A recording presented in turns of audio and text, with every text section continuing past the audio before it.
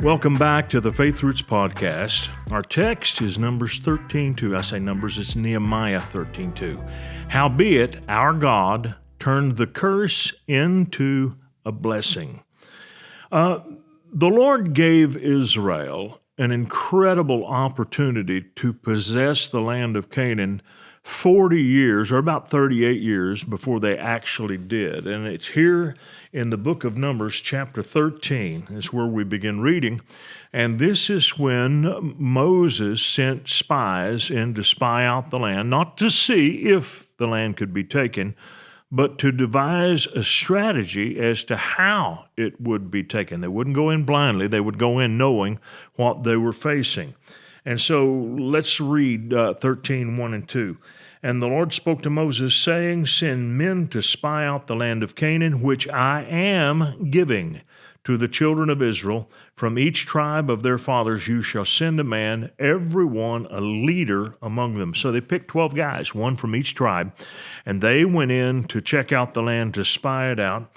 And after they gathered together to go, Moses gave them a little bit more instruction. He said to them, verse 17, spy out the land of Canaan, go up this way into the Negev, and go up into the mountains, and see what the land is like, whether the people who dwell in it are weak or strong, few or many, whether the land they dwell in is good or bad, whether the cities they inhabit are like camps or strongholds, and whether the land is rich or poor, and whether there are forests or not. Be of good courage, and bring some of the fruit of the land. Now, the time was the season of the first ripe grapes. So they went up and spied out the land. So they did. They went to do this. Now, they did not realize this in the beginning, but this land was central to everything that God would do for them. In other words, God was not going to take them to some place in India or some place in Europe or some place in Africa or some other location on earth to do what he wanted to do for this nation. For whatever reason, this was the spot on earth that God had selected to develop for his people. So I'm going to read to you verse 23. We are going to see some things about the fruit of the land, but this fruit is highly symbolic. So let's read. Then they came to the valley of Eshcol, and there cut down a branch with one cluster of grapes. They carried it between two of them on a pole. They also brought some of the pomegranates and figs. Now, there were 3 different kinds of fruit that they brought back to show Moses and the people of Israel. Number 1, there were grapes. Grapes are symbolic of redemption. Grapes crushed are symbolic of blood.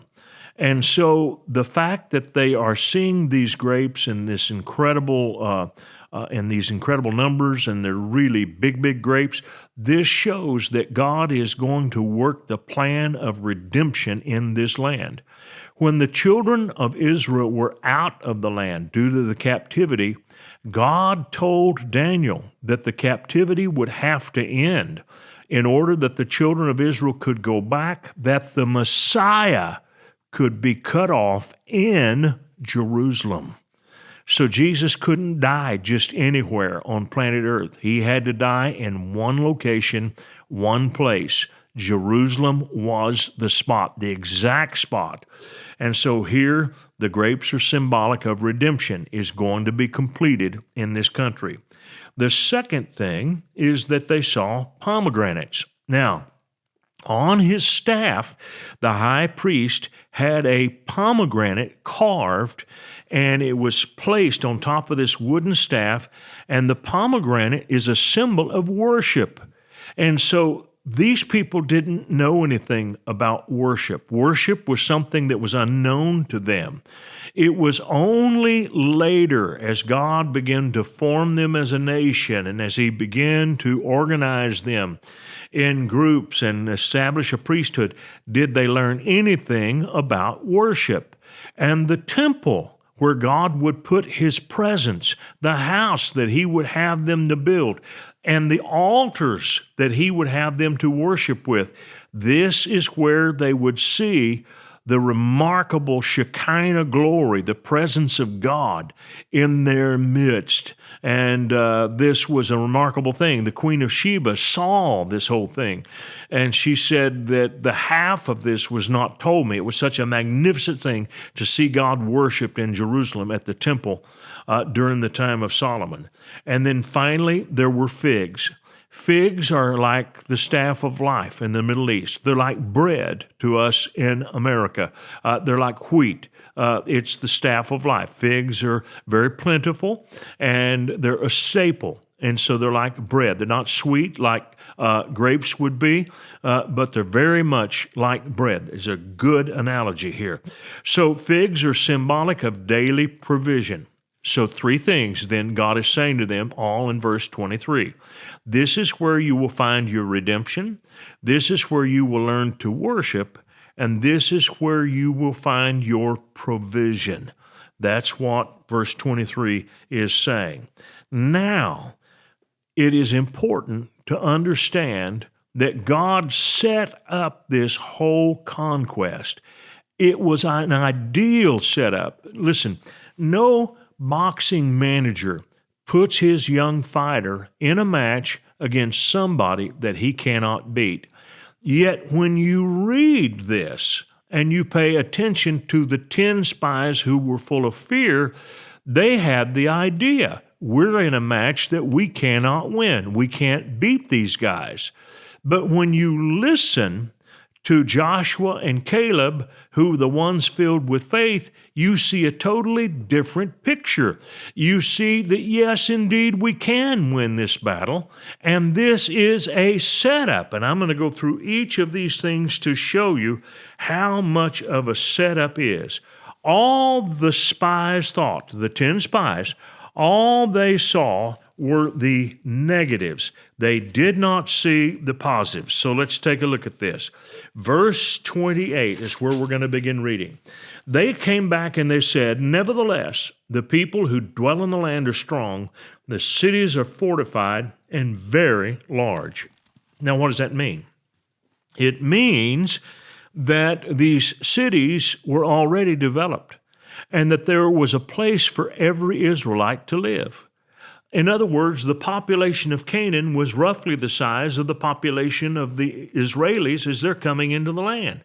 So this land was completely developed for them. Now think about this, that you bring 3 million people, 600,000 men of war, plus a mixed multitude, plus the women and the children, probably somewhere in the neighborhood of 3 million people. You're going to bring them into the land, and it's only a place where flocks have been grazed and herds have been fed. No, what has happened in the intervening period between the time Jacob left and the time the children of Israel come back, these large cities have been built and developed. And the fields have been planted. The crops have been planted. The rocks have been pulled out of the fields. Israel's a very, very rocky place. So in order for these crops to be grown, they had to de-rock all of these fields. And they had to develop all of this. And that's exactly what happened. They said the cities are fortified. They're very large, meaning that this is a setup for us. God wouldn't bring them into a land that couldn't sustain or support them. All right, here's the next thing. They said the cities are fortified. Now let's stop and think about that for a minute. If the cities are fortified, what are these people afraid of? Certainly not the Israelites. The Israelites had only recently come there. No one was expecting them. So the cities were fortified well before the children of Israel came. Why would you fortify a city? Because you don't get along with your neighbor. And so these were individual city-states which could be taken one at a time. If in Egypt you fought against one city, you had to fight the whole country because Pharaoh would come and defend with his army if you took one little part. Same thing is true of Rome. If one part of the Roman Empire was attacked, Rome would use all of its empire resources to go after the invaders. They wouldn't let such a thing pass. But this is not the case in the land of Canaan. In Canaan, you can fight one city at a time. This place was set up to be taken in steps and stages, which is the hallmark of how God leads. So here's another one. The spies said, "We saw the descendants of Anak there. We saw the Amalekites. They dwell in the land of the south. The Hittites, the Jebusites, the Amorites dwell in the mountains. And the Canaanites dwell by the sea and along the banks of the Jordan." So let's count this up. There are the children of Anak, the Amalekites, the Hittites, the Jebusites, the Amorites, and the Canaanites who live by the sea and by the Jordan. 7 different, unique groups of people. This is not a consolidated empire. These are not people who all speak the same language. These are not people who believe and support each other. This is a group of people who can be conquered one at a time. So what looked to be a great obstacle was really a great setup. Verse 22, it says, "They went up through the south of the Negev, and they came to Hebron, where Ahiman, Shishai, and Talmai, the descendants of Anak, were there." Those are 3 sons of the giant, which means they too were giants.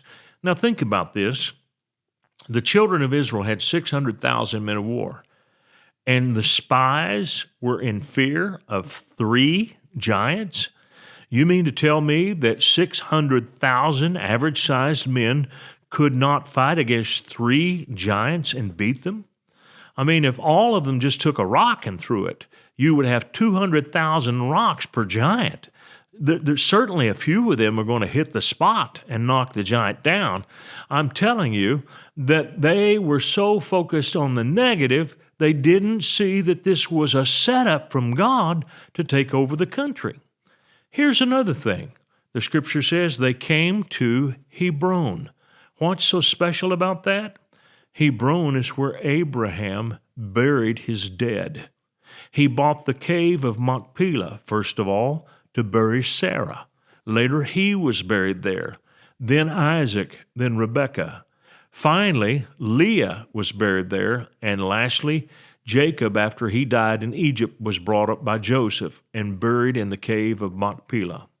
Now, this is fascinating because when you take these Hebrew names and you take the first letter of each name, it spells something very important. Isaac begins with a yod. Then there is Sarah, which begins with a sheen. Then there is Rebekah, which begins with a resh. Then there is Abraham, which begins with an aleph. Then there is Leah, which begins with a lamed. And so you have yod, sheen, resh, aleph, lamed. That's how you spell Israel in Hebrew. And then there is Jacob, whose name is also Israel. So as they come to Hebron, there is a very important cave there that is marked with this name, Israel, Israel. And it's God's way of saying, look, I know there are giants here, but my people have been here long before the giants, and they were able to overcome the giants. And the giants did not stop them. Even though they were few in number, the giants did not stop them from being blessed. How much more so you, who are now a great nation. Finally, it says in verse 32, "The land through which we have gone as spies is a land that devours its inhabitants." You know what that's saying? They're saying there's a plague going through the land, and the Canaanites are dying like flies. What does it mean? It means that it's going to be that much easier for the children of Israel to come in and take possession of this land. Everything that they pointed to as a negative was really a positive. So I want to tell you, when a curse comes against you, when negative circumstances come against you, be careful that you don't magnify those things and blow them so out of proportion that you cannot see that they could very well be a setup for your victory. God set up the conquest of Canaan so the children of Israel could take it one step at a time. This generation didn't do it, but their children did. See you tomorrow. I want to thank you for watching our podcast today. And if you really liked it, would you please give us a little thumbs up by clicking on that sign down below? And then I would encourage you to subscribe to our channel so you don't miss any of our future podcasts, because they're all going to be good. And if you would like to support us financially, either with a one-time gift or recurring gift, you can do that by clicking on the link below or going to myfaithroots.com. Thank you so much for watching this program.